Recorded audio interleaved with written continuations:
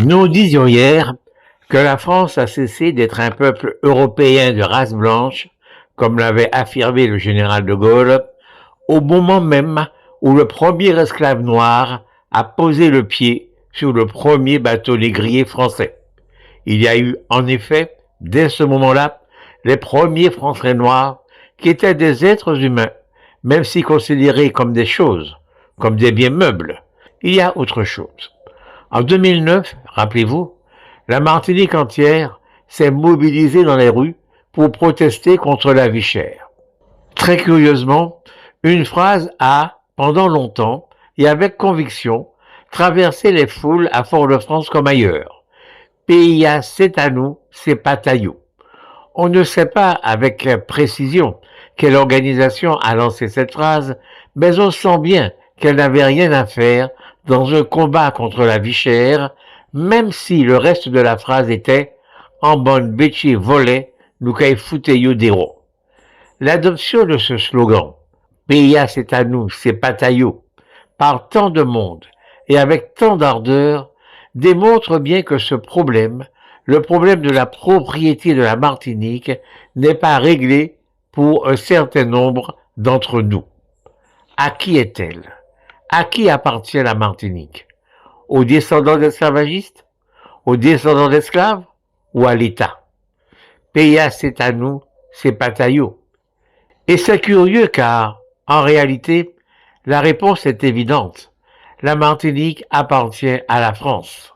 En effet, comme ça se faisait à l'époque où la loi qui régissait le monde était la loi du plus fort, cette île a été conquise au nom du roi de France et occupée par des Français.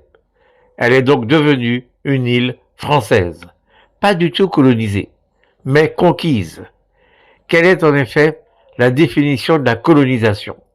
Eh bien, c'est l'occupation et la mise en valeur d'un territoire étranger par l'État, appelé la métropole, qui envoie des colons y exercer sa domination politique et militaire et en exploite les richesses naturelles et humaines au détriment des populations locales. Eh bien, en Martinique, les populations locales n'ont pas été exploitées, elles ont été exterminées et les richesses naturelles, notamment la canne à sucre, ont été importées. Elles n'existaient pas.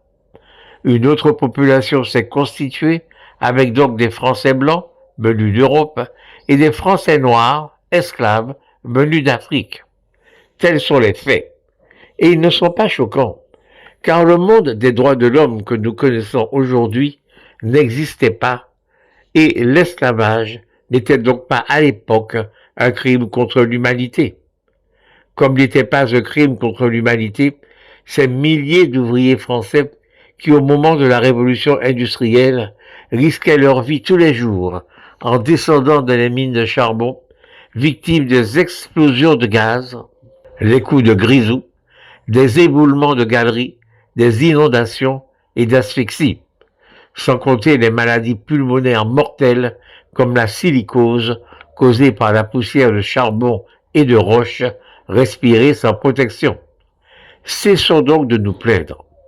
Le passé est un cadavre qui nous propose deux choses. Vivre enfermé dedans ou s'appuyer sur lui pour aborder l'avenir. Nous avons pendant des siècles fait la richesse de la France, dans d'atroces souffrances, dans l'esclavage. Aujourd'hui, la majorité des Martiniquais ne demandent pas réparation. Comme l'enfant né pauvre ou handicapé ne demande pas réparation à ceux qui l'ont fait naître. Mais elle demande une égalité amplement méritée avec les autres Français. À nous, sur ce thème, celui de l'égalité, de faire des propositions précises, l'une des premières pouvant être sans doute la continuité territoriale.